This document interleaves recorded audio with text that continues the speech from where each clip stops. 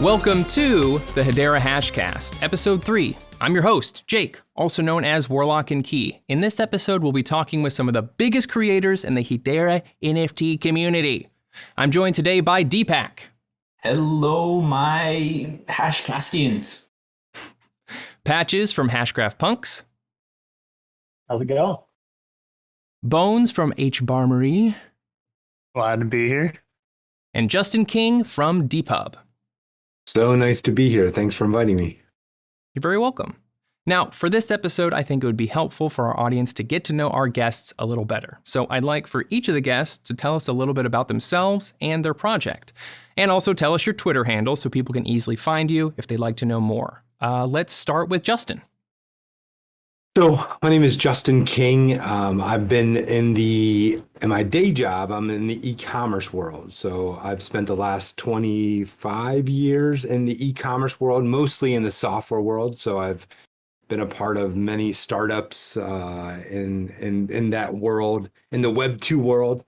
And about 2 years ago during COVID, I really started exploring, okay, what's the next thing for me? So I started looking at Web3 and blockchain. I got involved in a bunch of ETH projects and then migrated over to Hedera as I saw the problems kind of evolve. So as I came over to Hedera and having experience in the ETH world, I realized there was a lot of ecosystem, obviously, that we have to build here inside of Hedera. So I really wanted to learn Hedera, kind of figure it out, and I learned best by building. So I decided to build something that I thought I could practically use, and my father could use. My father's an artist, and I figured I'd just build something that was easy enough for him to use in this NFT world in Hedera. So I took a playbook out of the ETH world that I was a part of, and there's a platform there called Mirror.xyz. And Mirror was a unique and still is a unique place where the biggest projects, the biggest DAOs, the biggest NFT projects launched on Mirror first to crowdfund or get their NFTs out there. And it was a unique place because it told the story of the NFT along with providing the NFT, right? So it's told the story of the crowdfund, it told the story of the DAO, whatever it might be. And so I really wanted to build a place where my dad could tell his stories, because every piece of art that he creates has a unique story to it, right? It has an origin story and what it means to him, why he thought of it, and what it might mean to the person that's buying it. And I think those stories sell. So I figured I'd build a place where you could tell a story and sell an NFT at the same time. Something like creating a blog plus an NFT platform. So that's what we did. I created dpub.xyz. My Twitter handle is dpubxyz.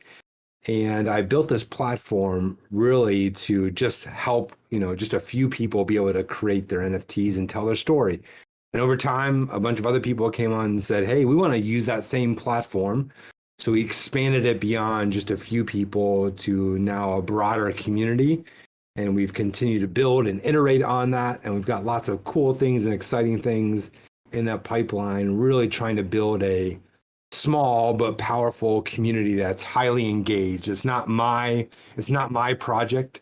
It's a project that I want everybody to get involved in and participate in, and also participate in all the rewards that come along with being a part of a project like this.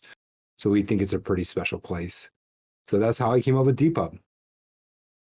Extremely interesting. Yeah, you're doing something very unique in this space. Why don't we go to Bones next? Awesome. Yeah. I guess, maybe not long story short, I guess, would be I got into NFTs in this ecosystem last year around October. And that's really when I started my artistic career. I had never really considered myself much of an artist whatsoever. And what really got me started actually was seeing Punks posted their Punks saying they were coming to Hedera, and I wanted to be a part of the ecosystem and just, find my way and make sure that I was involved in something that I care about, because, as most of us here think that Hedera is the, ultimate crypto that will reign supreme. So I just wanted to get involved, and I'll say I started off making pixel art on my phone and slowly just watching tutorials and videos and learning as I went. And it's been quite a journey. The community's been super awesome, taking care of us and being interactive and supporting me, which is fantastic. Um, but I guess I'll step back before that to a little bit of a starter story. I guess I got ahead of myself there. I did serve 4 years in the military as a special operations medic, and really, military stuff and sci-fi stuff has influenced my life in particular. I just really have been involved in it and thought it was cool, and that's just kind of the style of things that I like. So that's what I tried to bring to the art. And I've been out of the military now for about 10 years, and I've worked a bunch of different jobs. I've been in medical record programming and sales and all kinds of stuff. So I've been kind of all over the place, and I'm just really happy to have landed in NFTs and specifically just pixel art. It's just such a fun thing to do. And it's just always learning, just always going for the next thing and looking for what's out there. So just thanks for the community and everybody just being involved. Really appreciate it. Awesome. Patches? Yeah. So like an overview background on myself. I've been a technologist for about 13 to 14 years. Started with mobile game development, mobile development when the whole mobile revolution thing was happening in the early 2000s, and then just moved on to a consultant for big companies, creating sales sites, creating enterprise secure cloud architectures, and just kind of getting a big perspective on different seats in that industry of technology and what you might want from each. So pretty diverse career in technology. And then about 1.5 years ago, 1.5, got into crypto, and initiation was definitely Doge, and then got into some small cap coins on Binance, and then just kind of learned a lot about what it means to have a community in crypto, not necessarily NFTs, but I was just a part of a bunch of projects. I got scammed a lot, and learned what not to do. And then discovered Hedera. And the day I discovered Hedera, I just did hard research for 5 hours straight, took 3/4 of my ADA bag and put it into Hedera, because I had been trying to work on Cardano and build with their tools, and the development, SDKs, the documentation on Hedera is just tenfold better. And then the way and the consensus algorithm, everything just really made sense to me as a technologist on why this is the network I should decide to use. And then from there, started as like a passion project I expected to do like 2 to 4 hours a week on. I made HBARMORY Punks because I saw Hedera was this network that I think is the best for NFTs with all of its attributes that it has as a network. And there wasn't really too much activity. There was Go Mint at the time, but HIP 1718 weren't out yet. So created HGraph Punks as a passion project to try to prove out why Hedera is the best network for NFTs, and using HGraph Punks as a collection to find the holes in the ecosystem that NFT projects would need filled to have people from other networks come over here and build. And then Turtle Moon, the company behind HGraph Punks, our ethos is our mission is to create tools that help the network ease that onboarding of devs from other networks and adopt Hedera for their NFTs. So HGraph Punks finds the problem, Turtle Moon creates the solution. We use it in HGraph Punks, and then we open source it. Open source the tools when we're ready to help the network grow and others can use it. Our Turtle Moon tools, minting tools, are live and in alpha, and it's pretty cool. I get DMs every now and then from people saying they finally got to mint my project, which is cool. And then as a company, we just keep growing the space, and we now have some pretty big projects on the horizon. On Tuesday, we have a really big announcement about our launch pad. It's on Twitter Spaces, 5 p.m. Eastern. And we have a lot of other projects in the works with wallets, some tax tools, just a lot of different, again, tools that projects need to be successful. And then also we are US based, so compliant, and making sure that we can create a roadmap or map out something pretty white hat and very legally compliant, so that other people who are interested in the space don't have to be very, very concerned about what, how, when an unregulated market might affect them. Yeah, no, you've been doing some really needed stuff in our little community here. Um, full disclosure and for context, I, your host, am also a creator of NFTs. They're called Creats. You can find me on Twitter at Creats_NFT. I draw these little creature designs in one session with pen on paper, then I scan them and digitally color them. I kind of do it in short bursts, kind of like drawing improv, and I do it that way to keep my designs simple, unique, and somehow bring them to life on paper makes them feel more real to me. The idea for this came from when I was in high school, and I would always be trying my best to finish some silly little doodle for a classmate before the bell rang. And I found that working with pen made me a more confident artist, but also the ones that I tried to finish up quickly in a short burst ended up being some of my best stuff. So I try to keep that going forward, the spirit of that alive anyway. I released 10 new Creats with each series, and each of the designs only has 10 mints. If you want to find out more about any of our projects, pretty easy to find us. Now it's time for our weekly market update. The week that was. Macro risk markets staged a comeback at the start of the week, fueled by substantial short covering activity according to the positioning data. It was a big week for tech earnings with the generals of the market reporting.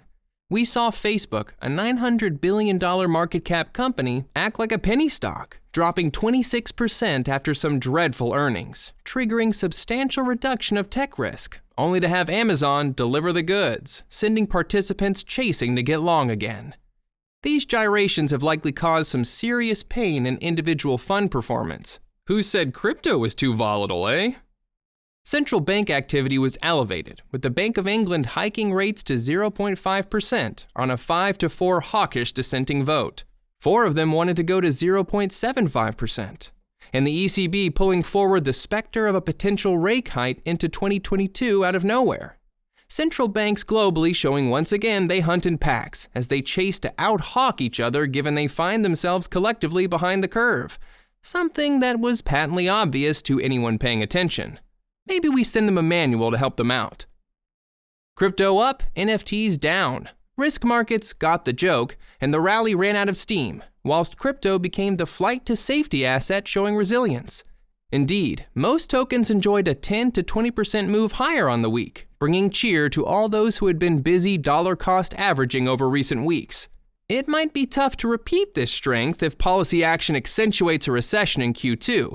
Friendly reminder, not financial advice. However, very happy to be wrong as we bask in the positivity. Long may it continue. Hedera had a strong week for fundamentals as Ubisoft joined the governing council and teamed up with the Hedera Foundation to accelerate gaming on the Hedera network. On top of this, Smart Contracts 2.0 went live on mainnet this week, allowing teams to drop existing Solidity contracts onto Hedera and run them 10 times faster with negligible gas costs. Additionally, these smart contracts can now interact with native Hedera tokens, HTS, enabling many more use cases. Think DeFi, DEXs, DAOs, farming or staking, and more, to be developed and deployed on Hedera.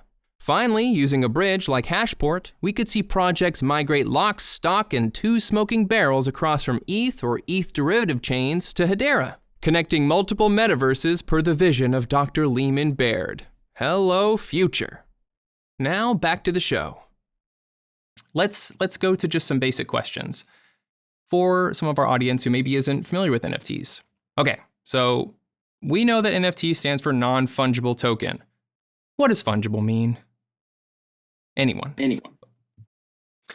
Well, fungible means the same, right? So a fungible token, I think it's easier to start with a fungible token than a non-fungible. So if you think about a fungible token is like a crypto coin, right? A Bitcoin is a fungible token, meaning if you have a Bitcoin and I have a Bitcoin and we exchange it, we both get equal value when we make that exchange, right? You get the same Bitcoin and I get the same Bitcoin.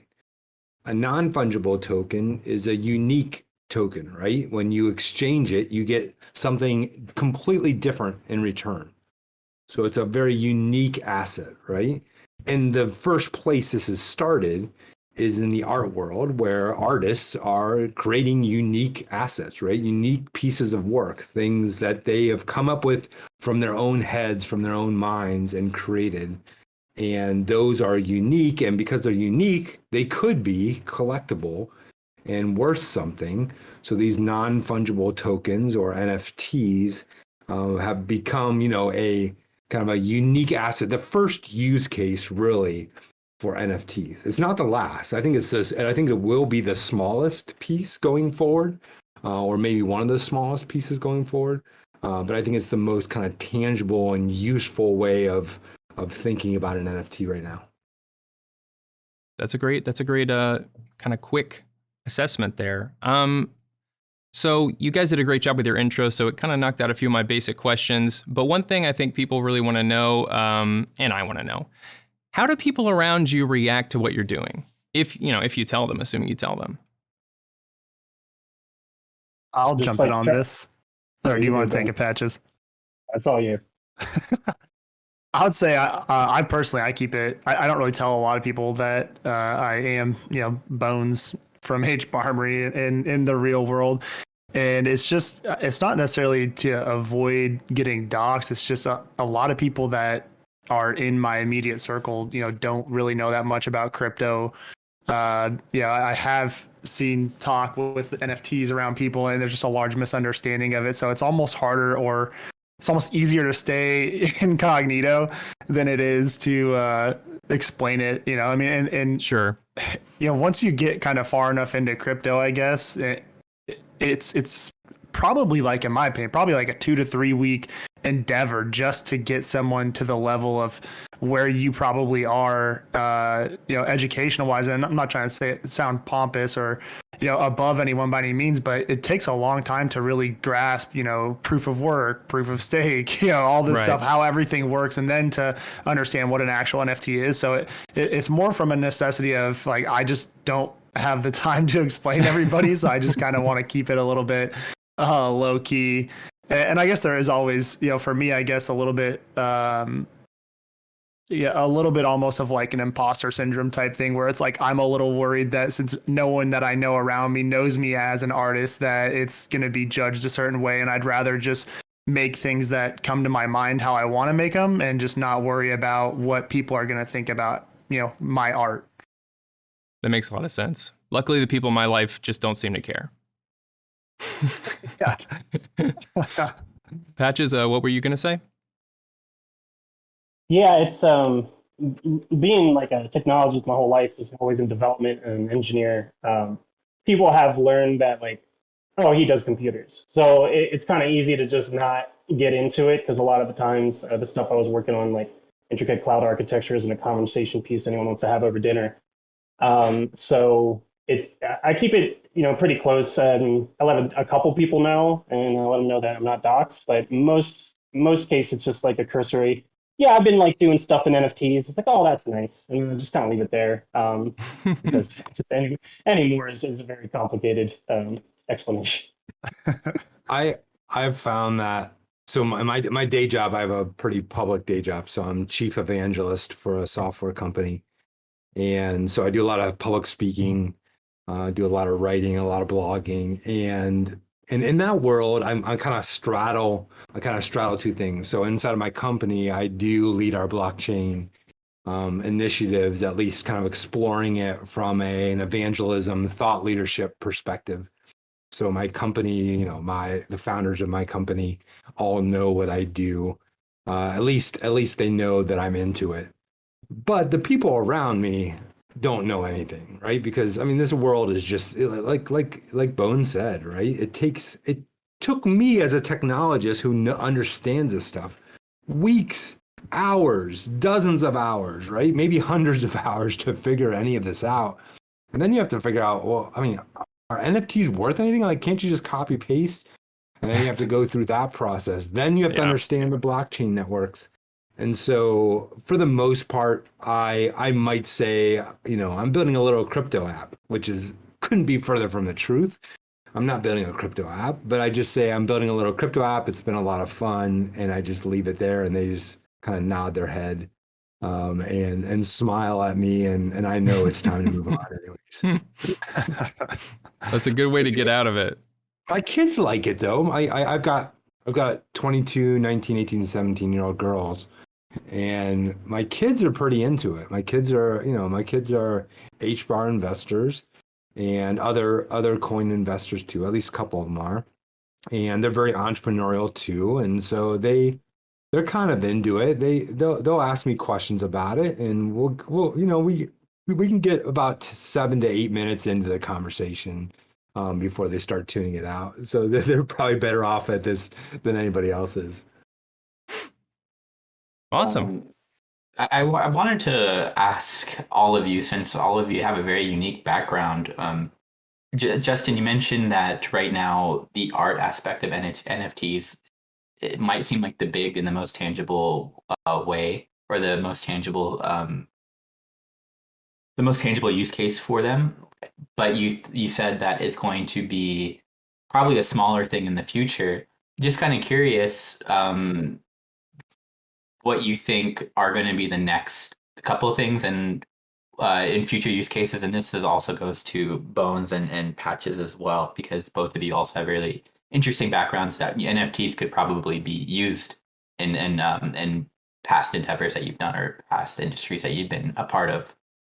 Yeah, I think the part that I didn't explain about NFTs is really a token is just a software thing that says this is a token and this person owns that token, right? I mean, that's at the essence of a token, that's what it is. So you can either own something unique or own something that looks like other things, like a Bitcoin, right? So when you own Bitcoin, you can look on chain and say, hey, I own this piece of a Bitcoin or this piece of HBAR or whatever it might be. I think when you start taking ownership past the art world, you start getting interesting use cases. And I'll just give you one example that is kind of close to me and stuff that we're working on the enterprise side. So if you have an NFT that represents a car, and you understand that in our world of crypto, there's no logins, right? There's no usernames, there's no passwords. It's simple, connect your wallet. When you connect a wallet to a website, when you connect to DPUB, or you connect to Terminal Tools or any of the other tools out there, the wallet says, hey, this person owns this wallet, and therefore they own everything in the wallet. All of a sudden, you can expose a lot of information potentially about what you own. So that practically plays out into an example where, for example, if I have an NFT that represents my car, right? I have a 2017 Honda Pilot, and I have an NFT in my wallet, and it's associated with my VIN number. When I go into AutoZone, for those in the US, and AutoZone doesn't say, hey, log in and enter your details about your car. It's a 2017 Honda Pilot, this version. No, it says, hey, just connect your wallet, and I'm going to scan your wallet. When I scan your wallet, it identifies, hey, he's got this NFT in there that represents that he owns this 2017 Pilot. All of a sudden, all the information about my Pilot shows up, right? The parts. I can get specific brake parts for it. I see my warranty information. I see my last 17 oil changes. I can see that I've got a service due that I need to pay attention to. No more usernames, no more passwords. I just connect my wallet. In our world of e-commerce, this makes a ton of sense. Right. So representing that ownership, and I think that's kind of a first. That's kind of even a light example of where this is going, but I think it's a very practical one that's easy for other people to understand. If you have that representation of ownership of a car in your wallet, what Connect Wallet gives you capabilities of doing. No, I think that's a great way to put it for people to kind of understand, not just, what are these JPEGs, but how ease of use can be further implemented. Bones or Patches, you have anything to add? Yeah. That was a really good breakdown. To take it at a more macro level, I think because of the use case that was just well described, I feel like non-fungible tokens is the WWW of this era, where you're not going to say that in 5 years. It's like only people who don't know that we've moved on and everyone understands it says that. I think the amount of times people will interact with non-fungible tokens is going to skyrocket, where it will be your receipt. It will be your digital game download that you're allowed to sell on that game marketplace. And no one's going to be like, this is an NFT on the Ethereum network.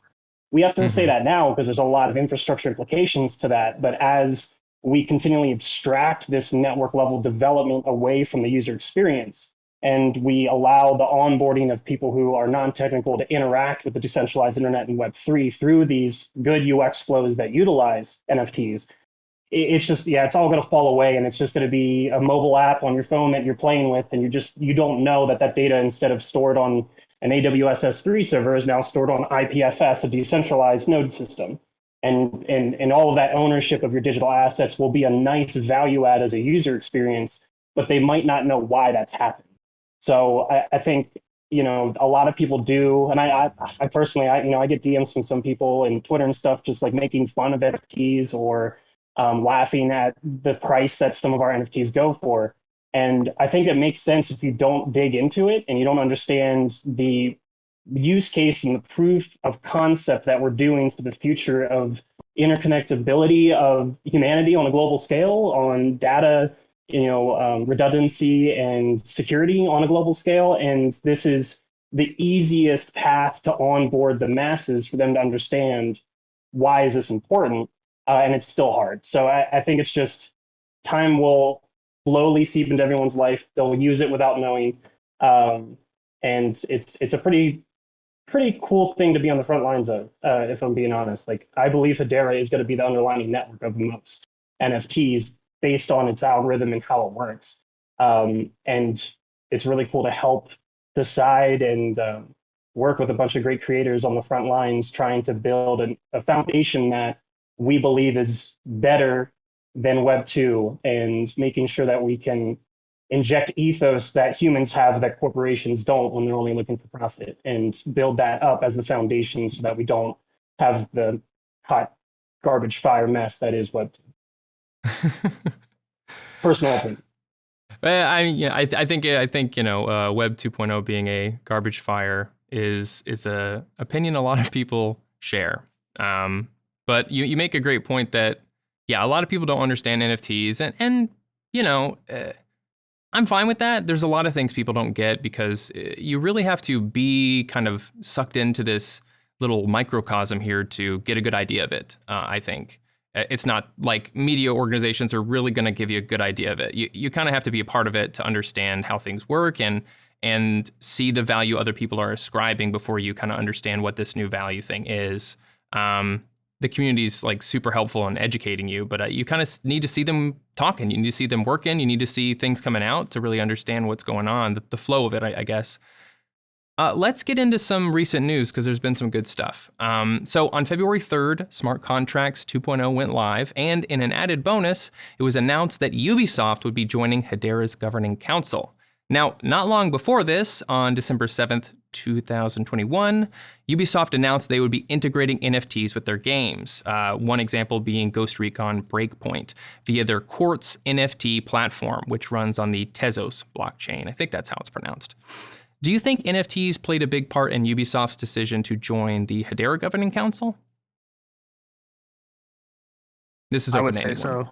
Yeah, I would say definitely. I mean, if you're looking at play to earn games just in general, I mean, I think about this all the time with like Axie. Axie is the most prominent play to earn game out there, and it's not a AAA game, and Axie is without a doubt worth way more than any other game out there, you know what I mean, because of what it is. So to go from, or to be let's say a AAA studio like Ubisoft or EA, and you're looking at it at Axie from that lens of, I don't know what crypto is, but this Axie game is worth, billions or whatever it's worth right now. I don't know the exact number, but I know it's hundreds of millions.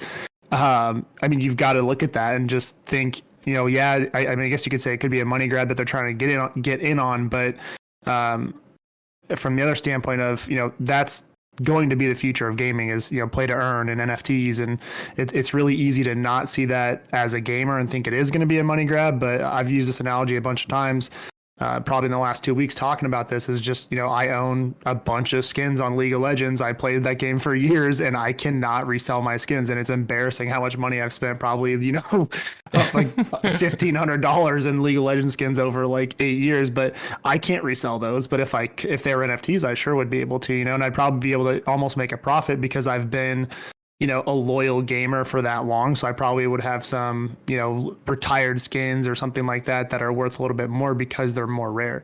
So I think it's overall a good thing. I just don't think that the market understands it quite yet from the gamer standpoint. But, it wouldn't be the first time that like EA or another big company did just do, money grab type stuff either. So I definitely some fair reasoning behind the hesitation to get involved with NFTs. Yeah, there's been a bit of a backlash from the gaming community when Ubisoft announced that, which I think is what you're touching on. And yeah, once again, I get it. Things as far as predatory practices, I would say, in gaming haven't exactly got better with loot boxes, microtransactions. They're always trying to find new ways to monetize gamers, I guess because of increasingly bloated budgets. I'm not sure. And a side effect of that is, been a big indie boom because people are like, hey, I can't pay like, $60 for a game. And then when they give me the actual game, $20 for the expansion pass plus this and that and that. So I understand why gamers would be jaded about this. But to me, and to touch more on what Bones was saying, it seems like this would give you more control over what you're owning. And you would actually be able to, in a way, own something rather than not owning it at all, not being able to transfer it anywhere, not being able to do anything with it outside of that game when you're done.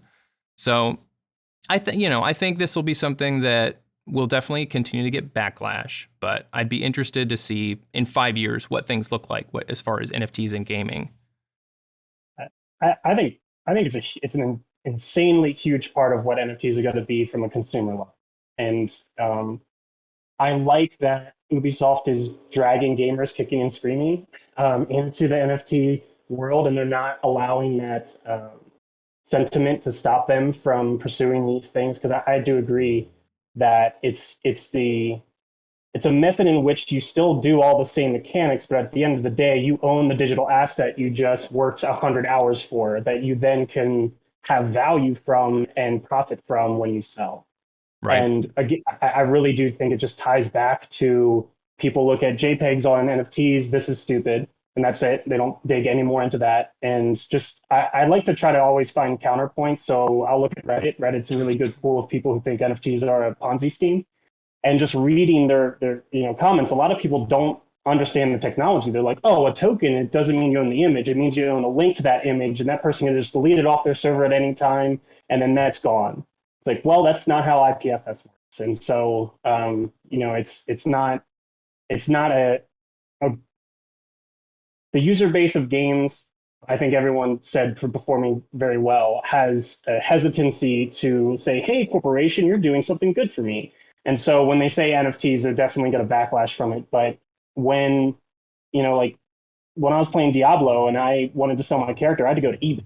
And had to just send someone my password and my email, and they had to trust that I was going to send them my Diablo character. And it's just this really weird, clunky infrastructure. And there's tons of third-party websites that facilitate stuff like this for League of Legends, World of Warcraft, and all of that will go away because you'll be able to actually control and contain that digital aspect. So I think in practice, when they see the value add for them, it will make a lot more sense than in theory, where they see the market as it is today, look at a CryptoPunk going for millions of dollars and being like, well, that's just stupid. And when they see the value add for them, it'll change their minds. I'm not a huge gamer, probably because of my age. I've just never really gotten into it that much. I'm always kind of pessimistic about things. Like, for example, did people just mess up the micro and Ubi, on the soft part when we were making our expectations? But I do, and I see, look, Web 2 companies are driven by boards and private equity and stock owners that will drive that agenda, right? So it doesn't matter what the ethos is coming in. What the narrative is coming in, that's what drives it, right? And that normally drives it to profit. But what I think I'm most excited about that is the signal to the market that Hedera is a network that's worth investing in. And I think what's more exciting is all of the DAOs that will be created around gaming that will create games together that, I mean, like NFT worlds and the ETH world is just an incredible, I mean, it's just an incredible opportunity and group that they put together, and the amount of, you know, between open source and the DAOs that surround these. I think what will come out of this, from the community building games together versus the companies building games, will well surpass, you know, what the Ubisofts of the world have created, in my opinion, especially in the future. Awesome. I would hope. Sorry, I was just gonna say I would hope that the people that are building these games for the AAA companies, you know, let's say like Blizzard and Activision and things like that, if they see the potential out there in crypto gaming, or to create a DAO or to make a DAO or something like that, that maybe this will help, you know, get them to be a little bit more in charge of what they want to do. Because there's probably a good chunk of those guys that work at those companies that, you know, maybe they feel like it's the only way they can be there, or maybe, you know, they're stuck, I guess, making the next Call of Duty or the next Battlefield, you know, and then they're just getting ran over. Right. And from what we've seen from the market it's most people are not reacting well to these games because they're cookie cutter. So maybe it'll inspire people to be, you know, I guess branch out and be a little more artistic, or explore a game that they thought about creating, but, you know, couldn't, you know, I don't know. I'm not even sure what I'm trying to say, I guess, but it's just, I hope that comes out of it, that these smaller studios pop up. And yeah, NFTs are powerful in that way, where it does seem like that's possible, where people that didn't think they had a chance to make this a career, you know, can now, because we can support them directly. I mean, I think about this all the time with NFTs is, you know, when I was a kid, I'd always go look for like sick desktop backgrounds for my computer, right? You're like, oh, I'm going to search, you know, deep space, whatever, and you'll find some stock image. But if I could have bought that image for, you know, a couple bucks or $30, and I would have known that it was going to help out somebody, I would have done it back then. I still do it now. But that's just, you know, where this is going, I think. Right. Yeah. Having a direct pipeline to funding people rather than corporations is something that's really exciting.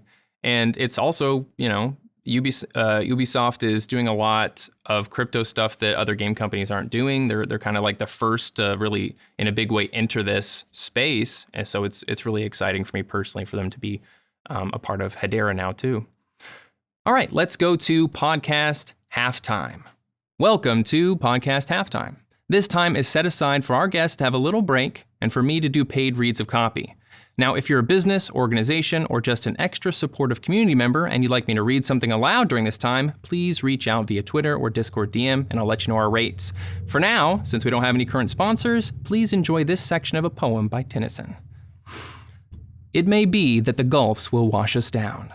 It may be we shall touch the happy isles and see the great Achilles whom we knew. Though much is taken, much abides. And though we are not now the strength which in old days moved earth and heaven, that which we are, we are. One equal temper of heroic hearts, made weak by time and fate, but strong in will. To strive, to seek, to find, and not to yield. At least I didn't mess up the end. Now that we're back, let's talk about the current state of the Hedera NFT space. So this is a more open discussion. What is it like right now? What are some recent challenges that our little community is facing? I'll take this one, I guess. Sorry, Patches. No, you go ahead. You go first. I think we all waited and started at the same time. That was great. You go, Bo. You go. These co-hosts. I'll just say, you know, well, one, obviously minting. Minting is huge. So the Hedera NFT space, we had the minting issue, but I'm going to avoid the low-hanging fruit there and talk about that, and just talk about what I've seen recently that I don't like is the, you know, stock image repurposing and, you know, people taking stuff from ETH, and, you know, like I've seen lion images that are, you know, I guess overlaid with a filter or slightly edited and resold. And it's really irritating because on one hand, I can see where it's like, okay, it's definitely different from the original art, and it's hard to say that shouldn't be, you know, maybe not seen as art. But on the other hand too, it's like, it definitely feels like people are taking people's hard work and, you know, editing it and profiting that way. So I'm I'm personally at a crossroad with it, but it does seem that like every day more and more where we're seeing a little bit more of this like stolen art or slightly rendered art, slightly changed art, and that to me is just. I would hope to see less of it, but unfortunately, I think that since we are such an easy network and we're so cheap that, the risk of putting something up that's not yours and making a quick buck on it before people figure it out is probably much easier to do than it is on ETH. And I don't think we're going to see the end of that. So that's my biggest thing right now that I see. And it's just, I as a creator, it would bother me. You know what I mean? If I put a bunch of hard work into something and someone put a filter on my image and took it and said, hey, I made that, you know what I mean? That kind of irks me from what kind of trends I feel like we're headed towards right now. Right. Yeah. Absolutely. Yeah, you bring up a pretty interesting point about how easy fees or very low fees is, there's good and bad.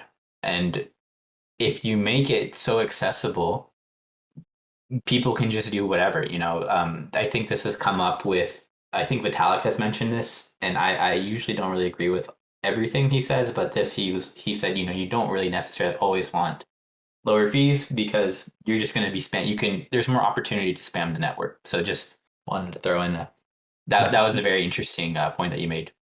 Yeah, with low barrier to entry. Yeah. I mean, we're going to run out. I mean, the whole ecosystem doesn't matter where you're at, what blockchain you're with. The whole control versus no control is a problem, right? So if you relinquish control to the network, anybody can do whatever they want, right? But if you pull back control, that's more of a Web 2, narrative there. And so what do? I mean, on OpenSea, if you get something removed from OpenSea, you're also removed from their API. And every wallet uses their API to pull an NFT. So you can mint an NFT that's unique for you, but someone doesn't like it. So you're removed from OpenSea, and now you can't see your NFT in MetaMask, right? So this balance of control and censorship versus no control and censorship is not an easy one, right? That we're gonna and it's gonna be hard. Like, what do we do about that? I mean, one problem we have with their bones is we don't have a place. We don't have a centralized place that has any way of authenticating that or saying this is good or this is bad. And then we have to ask the next question. Is who do you want saying this is good or bad, right? 100%. Yeah. Most of the time, it's the person you least want saying that. At least if you're from one side or the other, right? So it's a difficult place. And that's kind of what I've come to realize, because I do see a lot of call for, decentralize this and decentralize that. Like there's some people talking about, let's get rid of OpenSea or someone make the next OpenSea. But just like you said, who do we want controlling this? And the reality is, nobody should really be able to tell you, what you can and can't make, I guess, or how you want to express yourself, especially on crypto. I mean, I feel like, or NFTs and crypto, I feel like that's kind of the beauty of it. But we are seeing this trend where, just like you said, it's a fine line. I don't know how to bridge that gap or how to say it, because I think what's going to happen is we're going to move to curated markets, which is fine, and I think that's great. So now we have people vetting, who's trusted by them, and like if so, let's say Patches said, I have these guys and I vetted them and I think that their art is good, I would trust that. Or if DPUB said the same thing, I would trust that. So I guess I've also experienced that too, where, when I first got into crypto or in NFTs, I went to GoMint and said, hey, I want to mint my stuff there. And they were like, hey, take a number, we'll get back to you. You know what I mean? And it was, that was hurtful, I guess, but that's not a fully open market. And it kind of, lit a fire under my ass a little bit and said, hey, okay, I'm going to go figure it out. But I don't know. It's just, there's a lot to go on there and a lot to digest. And I think that there's good and bad with both.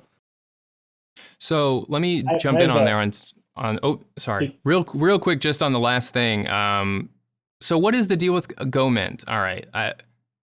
Can you explain, because there seems to be... I can do like the macro and then bring it down to GoMint, just because I just want, off those two comments, I just want to say I feel like it came off as pessimistic from us, but I'm very optimistic on the NFT environment in Hedera right now. There's so much innovation happening, new tools are being built, new creators are coming in, and we're experiencing the problem of growth, which is what everyone just talked about with the easily copyrighted infringements. Who's the decider on what's right and what's wrong? I'm of the belief that I think there should be no decider, just like how the example of OpenSea API can restrict someone's creativity based on just one corporation saying something. The decentralized internet, you have to take the good with the bad, and having no police in that information creation, it has side effects that aren't great, but it's better than the inverse because we already did that and it's bad. So I do think that what we just need is education and informing NFT buyers so that when they see these things, they know what's the project, who are the creators behind it, how long have they been on the net, where's the white paper, do they have a community? And like, there's a tons of questions you should ask other than, oh, that looks like cool art, and then buy it, because you're investing in something. And right now, Hederians are very young in the NFT game, as they've only experienced very nice people in the NFT Creator Society since it started, because it was very small. And now as we get bigger and bigger and bigger, it's not going to be that. So I think what is needed is a centralized form of education and making sure that people really understand how to make good investments, and then allow the scammers to just pick off the people who didn't do the research, just as it is on any other blockchain. But having a centralized is this good or bad, I think would hurt. And then the other thing I just want to say about the network is that, DPUB, we have Launchpad. There's two other, I know, like Mintmaster's working on a bunch of stuff. There's another one, Zeus, Zuse. I don't know if it's like the Greek god misspelling, but the the excitement I have for the next 2 months of NFTs on Hedera is insane. Like in our server, we see new people from ETH, we see new people from Sol, Tezos every day. And it's just, we're breaking over into these other blockchains because they're seeing the light that is Hedera from my perspective. So, I'm very optimistic. And I think we all are. I think we all are optimistic. And it's easy to look at like the negatives that are happening right now and make sure you keep an eye on that and try to develop tools to help. But in general, Hedera is about to pop off in my estimation. The issues that exist are non-standardization. It's another growing pain.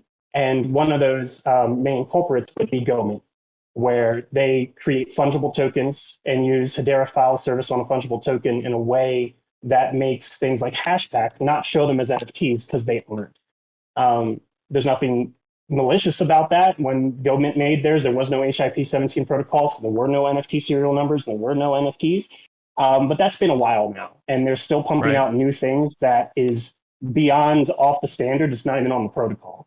So new, infrastructures like DPUB, like Launchpad, like wallets, Hashpack, have to accommodate 17 different NFT schemas, and some of them aren't even on the protocol. And people that spent money on an NFT want to see it in the wallet. Like, that's the whole point.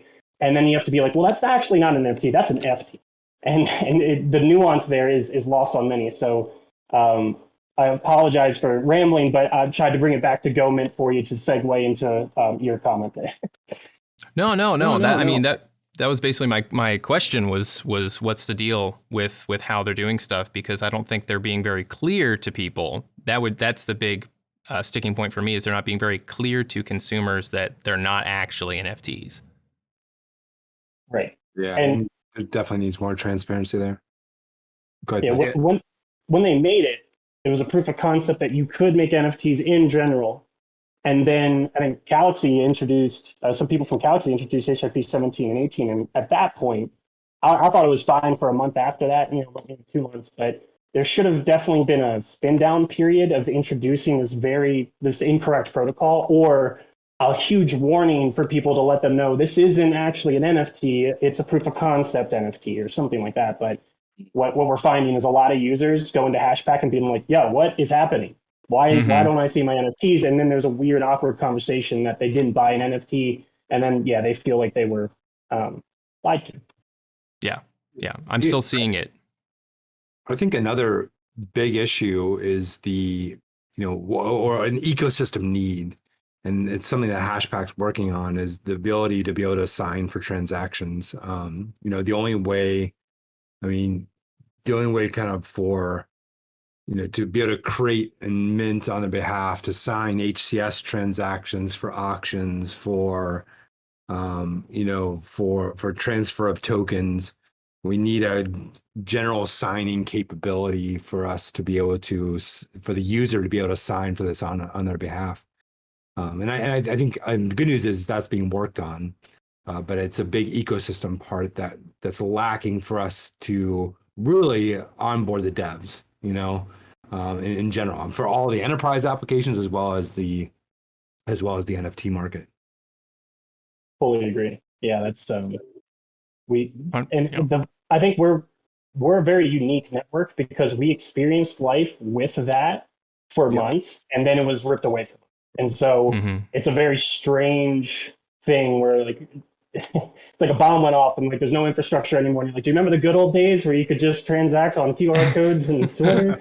and it's just gone. So yeah, we fundamentally need verbose signing mechanisms so that marketplaces can talk to wallets, mobile or Chrome, and then that new marketplaces or just products that want to interact with the network can easily say, okay, well, we're going to use this API and boom, our own wallet connect or our own infrastructure to ease all of the user experience and developer experience for complex wallet signs. I think we're one of the furthest along with Hashpack integration, and I mean, and it's just we're not there yet. It's been a lot of work on both sides, and to be fair, I mean, Hashpack, introduced secure trade, and it was just a great thing for the whole community to have the ability to peer-to-peer exchange NFTs. And I just think it's hard for any team to be doing all kinds of things at the same time, right? So they're going to get there. They're going to get there, and I hope other wallets join them as well. Yeah, we have a very unique community, not just in NFTs, but Hedera in general. I mean, this community is strange in a good way. Just Hedera is a strange thing to compare to other crypto, and the community definitely reflects that we're very unique. We're very unique.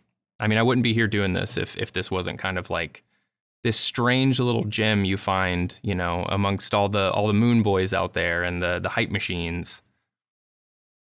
Yeah, I think Bones and I think we're on a cross-chain AMA, and I explained how you buy and sell NFTs, and it's completely inverse from any other network. We're like, oh yeah, we have P2P direct sales, but we don't have a market. It's like an absurd sentence, especially to ETH people, where we went through our transaction structure and all of the pricing. It's like, wow, I'm just like living in the Stone Age. It's like, yeah, I mean, like it sucks that when I tried to buy a $150 NFT a couple weeks ago, it was $260 in gas, and so I didn't buy it. I was like, well, I want to support the artist, but I don't want to lose that much ETH. So we're very unique, but I think we have qualities that show why it's so versatile, which is secure trade P2P already now. And that's so far beyond other networks. And it's built into our network. You don't have to build this unique, weird, crazy contract. You just use a transaction and boilerplate mainnet code. So it's really not to undermine what it is from Hashpack side, but my point being, Hedera enables this versatility. And we can show that on display through use case of direct sales, P2P. Right. It's easy to integrate. It's easy to get things done when you have people, when you have an incentive, and also people who are in this cool little community we have. This has been a great conversation so far, but we've touched on a lot of, answered a lot of things that I was going to do in this next section, which is, questions from the community. Let me just ask, because you're talking about contracts, as we all know, Smart Contracts 2.0 with HDS support recently launched. Do any of you have plans to take advantage of these new features? Yes. Great answer. Is this one of those I cannot disclose, or? You definitely have like a longer answer, right, DPUB? Well, I mean, a DAO community creation is dependent on a smart contract, right? You have to have, because it's a piece of software that controls how the whole DAO is distributed, from voting through, fungible token distribution, through ownership and things like that, right? So you have to have a smart contract to do that. And so any DAO tools need to build in smart contracts as part of that. So we are very, very happy about smart contracts being released.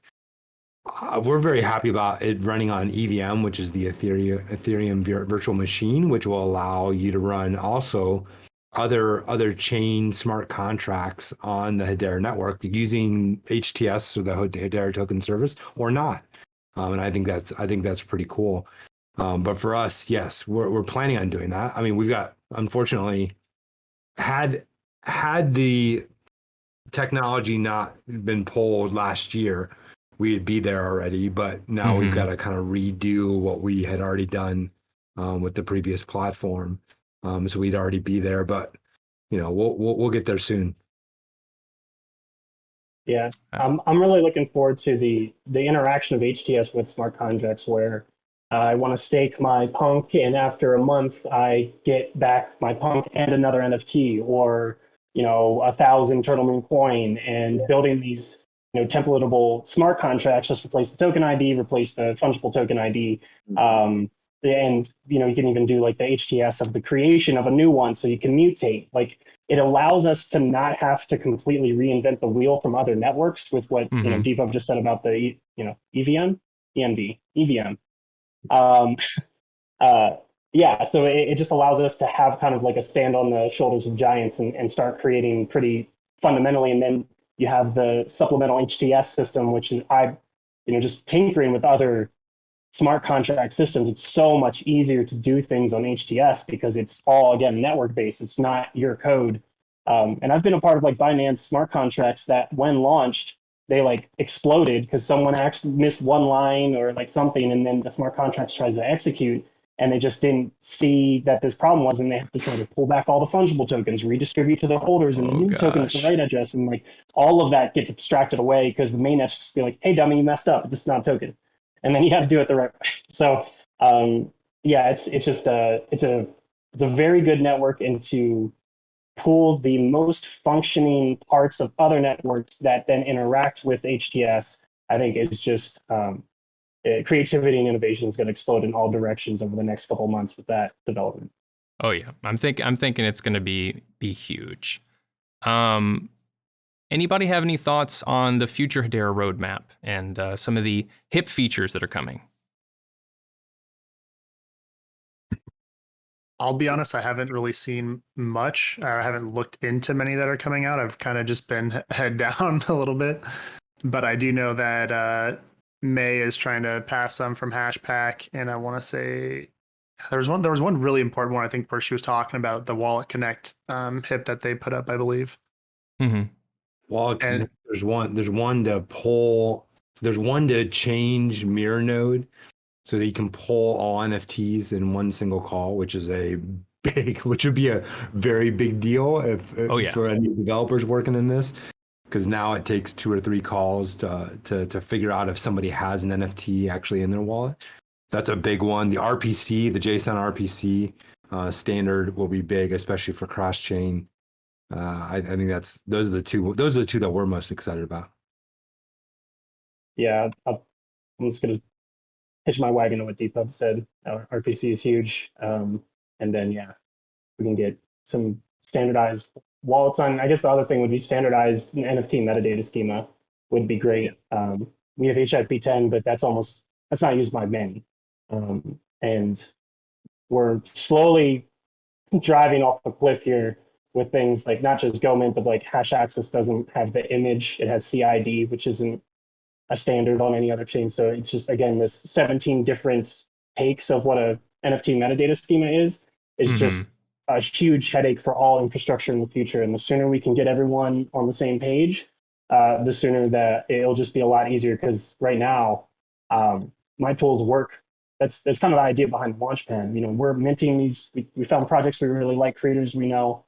We're minting their projects through the schema we know and can trust, and then building all of our tools first in a isolated environment, having control of all of those tokens and schemas and wallets, and then slowly building those tools out to accommodate more and more and more. But we are creating this isolation use case from a development standpoint to allow innovation in things like a sales tracker or floor price, or just all of these statistics that OpenSea and regular NFTs would have, and then work to build those out to other systems or other schemes.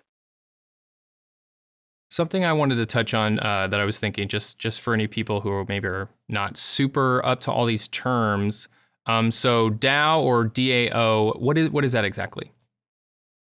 DAO is a decentralized autonomous organization, or there's also called DCO, decentralized community organization, or DAC, decentralized autonomous community. Sorry, DAC and DAO, they kind of mean the same thing. They're basically a decentralized company. You can kind of think of them as a co-op where everybody owns a piece of what's being built and being built together, built by the community, right? So instead of having a founder who's kind of running the company and hires employees, the group gets together from the onset and says, we're all going to own a piece of this. And that's what decentralized autonomous organization means. Thank you. Just wanted to make sure, some people are following along. They're like, so many acronyms. Yeah. That was a lot of really good specific tech stuff. Let's get into some more general things. What's something that nobody in the community knows about you? And no, I'm not asking for your social security number. I'll start. I'm 6'4". Probably no one knew that. Yeah, that's a tough one. I mean, you could just say something that you're really into, a media property that maybe they don't know, or I don't know how open you guys are. Yeah, I'm a multi-instrumentalist. I play 6 or 7 different instruments: guitar, bass, drums, vocals, keys, music production, music audio engineering. Music's been my life since I was 10, 11, 12. That's awesome. I got into public speaking in the most difficult manner possible. I started speaking in high school with a group called CATS. CATS was called Concerned About Teenage Sexuality. We went as a junior and senior in high school. I went to public schools and spoke to health classes and assemblies about abstinence. Now, I was a geeky I'm 6'3" now, but at the time I was a late bloomer to say the least. So I was probably 5'6", 5'7", long kind of blonde hair, big fat glasses. So it wasn't really that I chose abstinence. It was more like abstinence chose me. And, that's how I learned how to speak, though. I learned, hey, if you're going to talk to kids about abstinence, you better be engaging, funny, and learn how to speak crisply. And that's really started my public speaking career. It's kind of a funny story. More than you wanted to know. No. That's exactly the kind of thing I was looking for. That's hilarious. I can only imagine. Yeah, you can't be mumbling when when you're trying to sell that to some riled up teenagers. Unfortunately for me in my geeky phase, I thought that engagement might mean magic and doing magic tricks. That wasn't the best call as a geeky kid either. I've learned since then that's probably not the best way to engage, but it's a funny thing. No, I mean, I'll take it. My kids are 5. My kids are I have 4 daughters, so I have a 6-foot daughter, a 5'11" daughter, and my other 2 are 5'10". And my daughter, we were at the dinner table about a week and a half ago, and my daughter says to me, she says, "Dad, how does it feel that all of your daughters are taller than you were at our age?" Because I was such a late bloomer. Painful discussion. I mean, painful thing for a daughter to say to her dad. I come from that similar problem. I never really didn't take off until like way after high school. I didn't really start. I wouldn't even say becoming an adult until I had already joined the military, which is embarrassing to say. But I'd say to jump into things people I guess I don't normally talk about, things people don't know about me would be just recently trying to do like a distance run stuff. So just did a half marathon. And I'd say the other thing is I'm just a massive nerd. I can't tell you how many hours I've got into, World of Warcraft and got all kinds of other games that I used to play. So yeah, definitely to touch on kind of like what Justin said, the late bloomer thing. I was a huge nerd in high school. Like, To the surprise of no one listening. yeah, I guess. They were all big nerds. I didn't say it, but I was also a nerd. Oh, No. dang it. What? I'll put my glasses back on. I took them off. Oh, There we go. But yeah, I guess lame, but that's my two for now, I guess. Put me on the spot. You should have given me like 6 months to think about that one. I would have come up with something. No, but then I wouldn't have gotten that wonderful off-the-cuff admission from Justin. That's great. So I'm here to tell you, don't have sex. I'm sure that's something you all want to hear right now. You know, that's that. Oof. Into the fire. I couldn't imagine. All right. Well, that was a great talk, and I think that about covers it. Thank you so much to the panel for being here. I really appreciate it. Now, if you enjoyed this podcast, please consider subscribing to our YouTube channel, following us on Twitter at Hedera HashCast, and supporting us via Patreon. For just $1 a month, you'll get the podcast one day early and opportunities to participate in exclusive community events and polls. For the $10 tier, you get all that along with a patron shout out by yours truly at the end of the podcast. And you'll be able to submit games, quizzes, and direct questions to the upcoming HashCast panel. Thank you for listening and for helping to build a consensus in the Hedera community. Thank you to our patrons, ABFT FTW,